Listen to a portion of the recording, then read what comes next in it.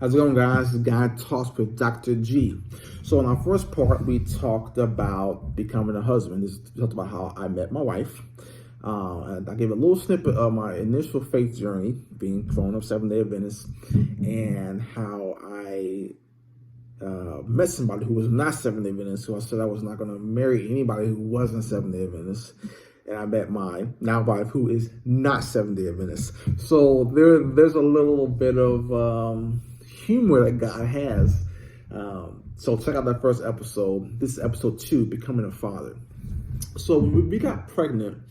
My wife and I got pregnant in 2020, September. So things are going good.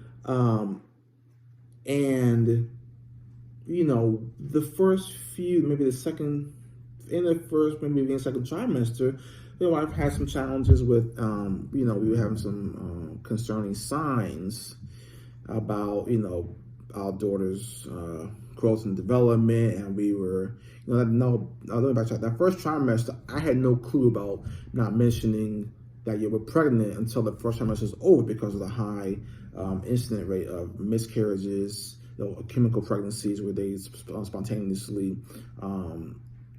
terminate. I had no clue. So when we had some concern signs in that first trimester, I said, "Oh, this is why we don't say anything until it's out the woods, right?" So just our initial journey there were some challenges, and initially what the Lord helped me and my wife understand was we have to stand on Scripture. So my wife and I found the Scripture in Exodus that talks about worship the Lord your God. With I'm paraphrasing, worship the Lord your God, and His blessings will be on you and your family. You will have food and shelter, and no sickness will come from among you. Okay, and you will have a long lifespan. So in those times where there was challenges, where symptoms were concerning, we're not sure how this is going to go, we had to stand on the Scriptures. When times when my wife was really upset and challenged and down, I would be in the car saying, "Lord, this is what your word says. We have to stand on this." Because I didn't know. Again, this is me, the Lord, shifting and challenging me to stand on His word. Things that I was taught, when I was a child, but didn't really hit until I'm in a situation where I'm being challenged to actually do that. So, we got out of the woods with that, and we ended up having Bella. So now this is where it's interesting. So my wife had a C-section, okay, and we got the baby out, saw the baby, good. We go over to the table where the doctor was inspecting the baby. I cut the umbilical cord, and so our daughter, she was doing good, and then, listen, she stopped breathing. She was trying hard to breathe, really hard, and then she stopped breathing. So I'm standing here. The table's here. The nurses, everything moving real fast. My wife's on the table getting sewn up, and they're putting her womb back into her. So, and the baby's not breathing. So my wife hears the commotion, and she's like, "Honey, is everything okay?" I'm like, "Yes, dear, everything's okay." But down deep, I'm like, "Lord, what's happening here?" So that same scripture I talked about earlier, I'm saying it, but it's a little more timid because I'm like, I don't know which way this is going to go. And this is new for me, standing on the word, standing on faith, okay? But long story short, she came through, it came back together, right? I'm telling you, it was like an out-of-body experience. It was like I was standing outside of myself, looking at two parts and looking at life and possible death in one moment. So, and needless to say, I was thanking to the nurses for that. But Bella has swallowed a lot of, that's her daughter's name, Bella, a lot of amniotic fluid. So, she was having some challenges. So, we had to go to the NICU to, stabilize that. Our daughter ended up being in the NICU for about 10 days, right? So, after that stabilized, we were getting ready to be discharged.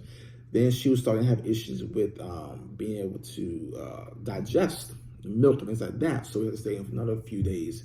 And that was a challenging time. My wife's having a challenge with how's the baby and learning how to be a new mom, pumping, all these other things. And I'm like, well, I need to fix these things.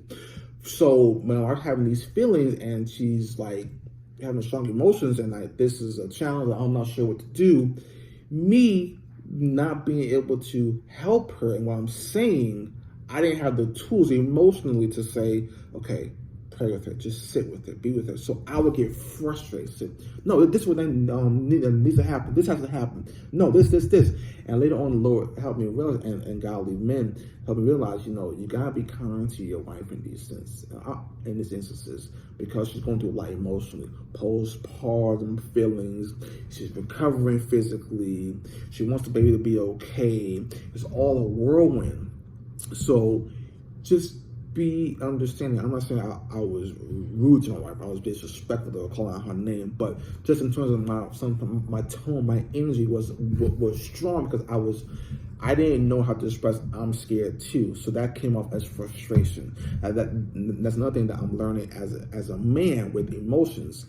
Sometimes if you aren't able to fix something with your woman, or she's not hearing you, you feel helpless. So then you get frustrated. And that doesn't help.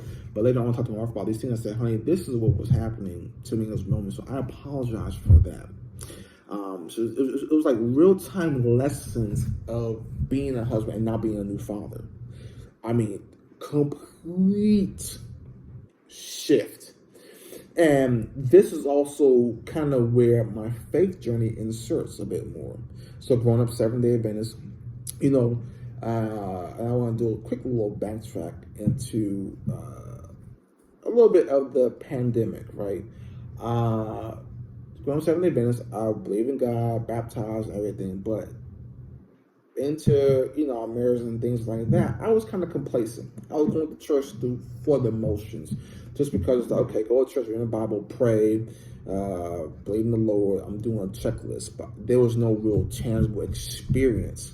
So that kind of having a daughter now, having a kid, it's like, okay, she's gonna begin to ask about my faith at some point, and she's gonna need to know that it's real for me.